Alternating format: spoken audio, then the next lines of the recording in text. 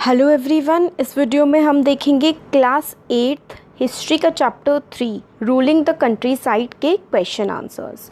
तो देखिए, पहला क्वेश्चन है describe the main features of the permanent settlement. तो परमानेंट सेटलमेंट जो सिस्टम था उसके मेन फीचर्स क्या थे, क्या क्या उसमें हुआ करता था, वो हमें बताना है।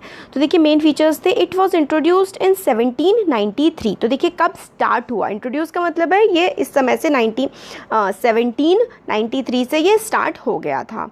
According to this the rajas and talukdars were recognised as zamindars. तो जो राजा होते थे किसी इलाके के या फिर तालुकदार, तालुक होता था एक पर्टिकुलर एरिया और उस पर्टिकुलर एरिया का जो एक तरह से होल्ड करता था, मालिक होता था, उसको इन लोगों ने, राजा को, तालुकदार को अब ज़मींदार ये लोग कहने लगे। ब्रिटिशर्स जो है परमानेंट सेटलमेंट के अंदर, they were asked to collect rent from peasants and pay revenue to the company. और इसमें राजा और तालुकदार को जो अब ज़मींदार कहा जाने लगा, उनसे कहा गया कि भाई जो पीजेंट्स हैं, जो किसान हैं, तुम इनसे जो है कर इकट्ठा करो, रेंट इकट्ठा करो और हम लोगों को उसकी रेवेन्यू जो है कर की अदायगी करो। मतलब ज़मींदार किसानों से कर इकट्ठा करके और ब्रिटिशर्स को दिया करते थे। Amount to be paid was fixed permanently. तो देखिए मेन फीचर इसका यही था, परमानेंट सेटलमेंट का मतलब यही था कि ये फिक्स कर दिया। सपोज़ करिए 50% जो भी आपकी इनकम है उसका 50% टैक्स आपको देना है और वो फिक्स है, कोई फ़र्क नहीं पड़ता फसल ज़्यादा हुई या फसल हुई ही नहीं, आपको 50% टैक्स जो है वो देना ही देना है। तो ये फिक्स हो गया था, इसीलिए इसको परमानेंट सेटलमेंट कहा था, क्योंकि ये हमेशा के लिए फिक्स कर दिया गया था permanently. It would a regular flow income for the company and at the same time encourage जमींदार to invest in improving the land। तो इसमें उन्होंने ये सोचा था कि अगर हम लोग परमानेंटली सेटअप कर देंगे कि भाई इतना रेंट हमेशा पे करना ही है, तो कंपनी के पास जो है, ईस्ट इंडिया कंपनी थी ना ब्रिटिशर्स की, तो उसके पास आराम से पैसा आता रहेगा। और जो ज़मींदार हैं, जब क्या होता है समय के साथ फसलों की उपजाऊता बढ़ती है, मतलब ज़्यादा उपज होने लगती है, ज़्यादा फसलें पैदा होंगी, तो उससे क्या होगा कि ज़मींदार जो हैं उनको भी फ़ायदा होगा और वो इन्वेस्टमेंट पे, मतलब जैसे कि अच्छे बीज खरीदने में, अच्छे चीज़ें फसल उगाने के लिए, इरिगेशन वगैरह जो होता है उसमें ये लोग ज़मींदार भी पैसे इन्वेस्ट करेंगे। ऐसा सोच करके जो है परमानेंट सेटलमेंट को लाया गया था, बट ऐसा कुछ हुआ नहीं और बिल्कुल उल्टा ही हो गया। वो भी हम क्वेश्चन आंसर्स के थ्रू देख लेंगे। और अगर आप लोग चाहते हैं कि मैं चैप्टर एक्सप्लेन करूँ, तो अगर ज़्यादा लोग कमेंट करेंगे कि हाँ वो लोग देखना चाहते हैं वीडियो जिसमें मेरा चैप्टर पूरा मैंने एक्सप्लेन किया हो, तो आप लोग कमेंट में बता सकते हैं। तो देखिए नेक्स्ट क्वेश्चन है, how was the Mahalwari system different from the permanent settlement. तो महलवारी सिस्टम जो था वो परमानेंट सेटलमेंट से कैसे अलग था। तो परमानेंट सेटलमेंट में हमने देखा कि एक रेट फिक्स कर दिया जाता था कि यही रेट पे हमेशा जो है आपको रेवेन्यू पे करना है। अब महलवारी क्या था, तो देखिए परमानेंट सेटलमेंट हमारा कब आया था, 1793 में, और महलवारी सिस्टम 1822 में ये आया था। और फिर the estimated revenue of each plot with in a village was added up to calculate the revenue that each village had to pay। तो इसमें क्या किया जाता था, एक एस्टिमेट बनाया जाता था। गांव में जितने भी खेत हैं उनको एवरेज माना जाता था कि मतलब ये इतना रेवेन्यू दे सकते हैं, ठीक है। और फिर उसके बाद ऐड किया जाता था सबको, फिर कैलकुलेट किया जाता था कि कौन कौन सा, मतलब यहाँ एक पर्टिकुलर गांव से कितना रेवेन्यू आएगा। तो इसमें क्या था, गांव से एक तरह से पूरा रेवेन्यू लिया जाता था, परमानेंट सेटलमेंट में एक एक पीजेंट से जा करके लिया जाता था। ये वाला जो है थोड़ा सा मेन डिफरेंस इसका आ जाता है। Unlike permanent settlement revised, it was revised periodically. तो परमानेंट सेटलमेंट में कहा था कि हमेशा इतना ही रहेगा, तो महलवारी में उन्होंने कहा नहीं भाई, परमानेंटली में तो दिक्कत होती है, तो टाइम के साथ साथ हम लोग जो है चेंज कर सकते हैं कि कितना रेवेन्यू पे करना है। The charge was given to the village headman rather than ज़मींदार। तो एक और महलवारी सिस्टम में ये है कि जो चार्ज दिया जाता था कि भाई रेवेन्यू, जो काम दिया जाता था रेवेन्यू कलेक्ट करने का, वो विलेज का जो हेड होता था ना, जिसको सबसे बड़ा मानते थे, वो इकट्ठे करते थे कर, और सारे विलेज का कर एक साथ दिया जाता था ब्रिटिश गवर्नमेंट को, ईस्ट इंडिया कंपनी को।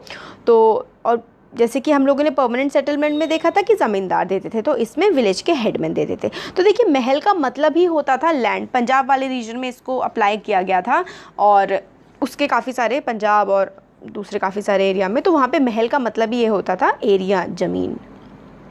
तो ये डिफरेंस हमने देख लिया कि परमानेंट सेटलमेंट में परमानेंटली सेटल हो जाता था कि इतना रेवेन्यू हमेशा के लिए पे होगा, इसमें रिवाइज़ कर सकते थे। परमानेंट सेटलमेंट में ज़मींदार इकट्ठा किया करते थे कर, और इसमें जो है इसमें कर रेवेन्यू जो है वो विलेज हेडमैन इकट्ठा किया करते थे, और एस्टिमेट किया जाता था रेवेन्यू जो है वो हर प्लॉट के बेसिस पे महलवारी में, और ये महलवारी इंट्रोड्यूस किया गया था 1822 में, और जो है हमारा ज़मींदारी वाला जो है परमानेंट सेटलमेंट वो 1793 में स्टार्ट किया गया था। तो परमानेंट सेटलमेंट महलवारी सिस्टम से काफ़ी पहले का सिस्टम है। अब नेक्स्ट क्वेश्चन आता है, give two problems which arose with the new Munro और Ryotwari system of fixing revenue. अब प्रॉब्लम और क्या है, एक मुनरो सिस्टम था, मुनरो सिस्टम पे कहते थे, और उसको हम रियोतवारी सिस्टम भी कहते थे। अब उसमें क्या क्या दिक्कतें आई वो हम लोगों को बताना है।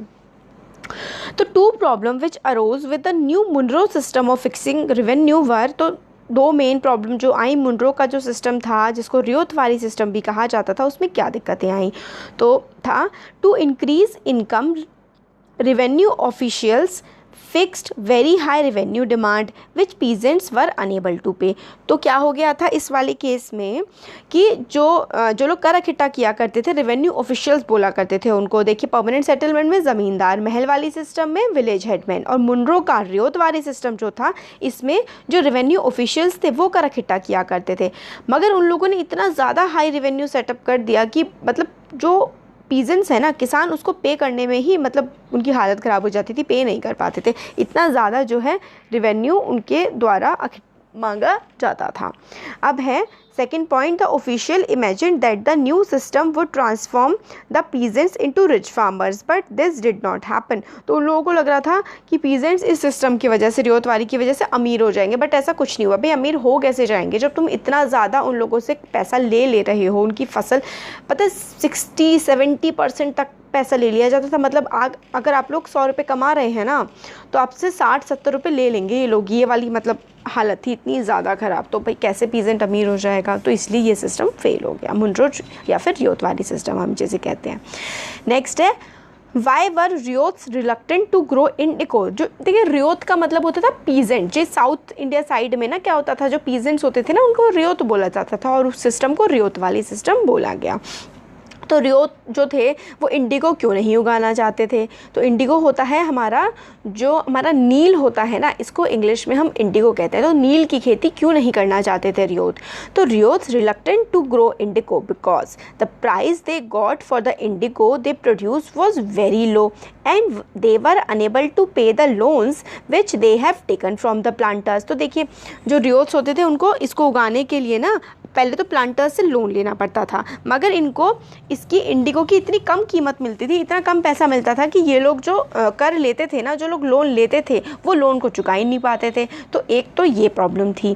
दूसरी थी, planters usually insisted that indigo should be cultivated on the best soil in which peasant preferred to cultivate rice. और प्लांटर्स कहते थे जो सबसे उपजाऊ ज़मीन है ना, जो सबसे अच्छी ज़मीन है उसमें इंडिगो को उगाएं, मगर जो पीजेंट्स होते थे, किसान होते थे, वो सबसे अच्छी ज़मीन पे चावल को उगाना चाहते थे। और नेक्स्ट पॉइंट है, indigo had deep roots and it exhausted the soil. Indigo की जड़ें बहुत ही गहरी होती थी, और वो एक तरह से इंडिगो जो होता था ना, नील की खेती ज़मीन को बंजर बना दिया करती थी। एक तो ज़मीन को बंजर बना रही है, चावल की खेती के लिए उनको जगह नहीं मिल रही, और दूसरा लोन जो ले रहे हैं उसको वापस नहीं कर पा रहे क्योंकि इसके अच्छे पैसे नहीं मिल रहे थे। तो भाई क्यों कोई उगाना चाहेगा, आप खुद सोचिए। आप खेती कर रहे हैं, आपको उसमें से पैसा भी नहीं मिल रहा, ठीक है, आपको चावल उगाना था खाने के लिए, आप चावल नहीं उगा पा रहे, और आपकी ज़मीन भी बंजर हो रही है, मतलब आपको फ़ायदा कहीं से हो ही नहीं रहा, आपको सिर्फ और सिर्फ नुकसान हो रहा है। तो इसलिए जो रियोत हैं वो नहीं उगाना चाहते थे इंडिगो को। नेक्स्ट क्वेश्चन है हमारा इसमें, what were the circumstances which led to the eventual collapse of indigo plantation in Bengal. तो इंडिगो प्लांटेशन जो थी बंगाल में वो ख़त्म, मतलब धीरे धीरे करके ख़त्म कैसे हो गई, तो सर्कमस्टांसेस थी वो हमें बता रहे हैं। देखिए फर्स्ट पॉइंट है, Indigo planters revolted against the Indigo cultivation eight many places. तो भाई इतना नुकसान हो रहा था, हमने पिछले क्वेश्चन में देखा, तो उन्होंने रिवोल्ट कर दिया, विद्रोह करना शुरू कर दिया अंग्रेज सरकार के खिलाफ, इंडिगो प्लांटर्स के खिलाफ, कि हम लोग जो है नील की खेती नहीं करेंगे। तो रिवोल्ट्स हुए, पहला पॉइंट हो जाता है। दूसरा है इवन द ज़मींदार supported them against indigo planters. तो ज़मींदार भी कौन थे भाई? गांव के लोग थे। जब ज़मींदार देख रहे हैं कि ज़मीन ही बंजर हो रही है, ज़मीन बंजर होगी तो उसमें अगली फसल कैसे उगेगी, तो इसलिए ज़मींदार ने भी इंडिगो प्लांटर्स के खिलाफ जो है वो किसानों का समर्थन किया था। तो ज़मींदार ने भी किसानों का समर्थन किया था और इंडिगो प्लांटर्स के खिलाफ किसान जो हैं वो रिवोल्ट में आ गए थे। Intellectual roads of the misery of the ryots, the tyranny of the planters and the horrors of the indigo system. तो इंटेलेक्चुअल जो लेखक थे बड़े बड़े, उन्होंने लिखना शुरू कर दिया था कि रियोट्स की हालत, जो किसान हैं उनकी हालत कितनी ख़राब है। टायरनी ऑफ प्लांटर्स मतलब जो प्लांटर्स हैं, प्लांटर्स वो लोग होते थे जिन लोगों की ज़मीनें, मतलब जैसे कि अंग्रेज़ क्या करते थे, ज़मीनें खरीद लेते थे हमारे देश में और फिर वो प्लांटर बन जाते थे। प्लांटर बन के वो रियोत जो होते थे ना किसान, उनको ज़मीन किराए पे देते थे और कहते थे उगाओ, है ना। और या फिर वो कुछ कॉन्ट्रैक्ट कर लेते थे, खरीदते नहीं थे तो कि इतने हम तुम्हें पैसे देंगे और उगाओ, और ज़बरदस्ती भी मार पीट के भी तो की जाती थी उस टाइम, अंग्रेज़ सरकार में तो होता ही था। तो मतलब वो बहुत ही ज़्यादा बुरा व्यवहार करते थे। और हॉरर्स मतलब किस तरीके से ज़मीन बंजर हो रही है, चावल की खेती नहीं हो पा रही है, किस तरीके से किसानों की ज़िंदगी ख़राब हो रही है, ये लेखकों ने लिखना शुरू कर दिया। और discovery of synthetic dyes in the late 19th century. अब जर्मनी में क्या हुआ, यही जो ज़मीन से उगाया जाता था ना नील की खेती, इंडिगो, अब जर्मनी ने क्या किया, सिंथेटिक लेबोरेटरी में प्रिपेयर कर लिया और वो सस्ता भी था, तो भाई ज़रूरत ही नहीं पड़ी अब तो नेचुरल चीज़ की, क्योंकि वो सस्ता पड़ता था जो लेबोरेटरी में उगा लिया गया था। फिर महात्मा गांधी ने भी स्टार्ट कर दिया revolt. Mahatma Gandhi started Champaran movement against indigo planters in 1917। फिर 1917 में महात्मा गांधी जी ने भी जो है इन लोगों के खिलाफ रिवोल्ट स्टार्ट कर दिया था। तो ये सारे रीज़न रहे कि इंडिगो प्लांटेशन कोलैप्स हो गया, मतलब एकदम इवेंट धीरे धीरे करके जो है नील की खेती हमारे देश में बंद हो गई। अब दीवान कौन होते हैं? तो दीवान जो है ना वो चीफ फाइनेंस एडमिनिस्ट्रेटर होते हैं। जैसे कि आप समझ लीजिए इस टाइम जो फाइनेंस मिनिस्टर होते हैं ना, वित्त मंत्री, जो इस टाइम निर्मला सीतारमन है हमारे देश की, वही काम दीवान का हुआ करता था। महल क्या होते हैं ये मैंने आपको बता दिया था। महल इज़ अ रेवेन्यू एस्टेट विच में बी विलेज और अ ग्रुप ऑफ विलेजेस। तो एक लैंड का एरिया हो सकता था। महल जो है रेवेन्यू एस्टेट होती थी जिसमें से कर अदायगी की जाती थी। तो एक विलेज भी हो सकता था, एक लैंड भी हो सकता था, या फिर कई सारे जो है विलेजेस का ग्रुप भी हो सकता था। अब प्लांटेशन क्या होती है? What are plantations? तो देखिए plantations are large farms on which crop is grown commercially through migrant labourers, example indigo, banana, tea, cashew, ये सब। तो देखिए प्लांटेशन होता है जिसमें बहुत ही बड़ा लैंड पे क्या है, एक ही फसल उगाई जाती है प्रॉफिट मोटिव के लिए। आप खाने के लिए नहीं उगाते हैं, उसको खा भी सकते हैं, मगर मेन जो मोटिव होता है वो होता है कि हमें इससे प्रॉफिट कमाना है। अब हु आर स्लेव्स? स्लेव्स कौन थे? तो slaves a person who are owned by someone else and compelled to work for the masters. तो स्लेव मतलब गुलाम आप समझ लीजिए, उनको ख़रीदा बेचा जाता था और उनसे बिना पैसे दिए काम करवाया जाता था, बस खाना बना दे दिया जाता था क्योंकि उनकी एक बार कीमत पे कर दी जाती थी। तो ये वाला हमारा चैप्टर का एक्सप्लेनेशन हो गया है। चैप्टर के क्वेश्चन आंसर्स का आप लोग चाहते हैं कि मैं अगर चैप्टर का एक्सप्लेनेशन भी करूँ तो आप कमेंट सेक्शन में मुझे बता सकते हैं। अगर ज़्यादा लोग बोलेंगे तो मैं ज़रूर करूँगी। और जोग्राफ़ी जो है आपकी 8th क्लास की, उसका मैंने पूरा का पूरा एक्सप्लेनेशन कर रखा है। क्वेश्चन आंसर्स का भी मैं कर रही हूँ धीरे धीरे, 3 चैप्टर्स के क्वेश्चन आंसर्स का कर रखा है और चैप्टर्स का एक्सप्लेनेशन तो पूरा का पूरा चैनल पे अवेलेबल है। और भी काफ़ी सारे, जैसे कि साइंस मैंने कर रखी है, इंग्लिश तो आपकी पूरी एक्सप्लेन्ड है, दोनों की दोनों बुक्स, और मैथ्स के भी मैंने 2 चैप्टर कर रखे हैं। तो धीरे धीरे मैं आप लोगों का कवर करती जा रही हूँ, तो आप लोग वो देख सकते हैं। और आप इसके चैप्टर्स चाहते हैं तो मुझे बता दीजिएगा। Thank you.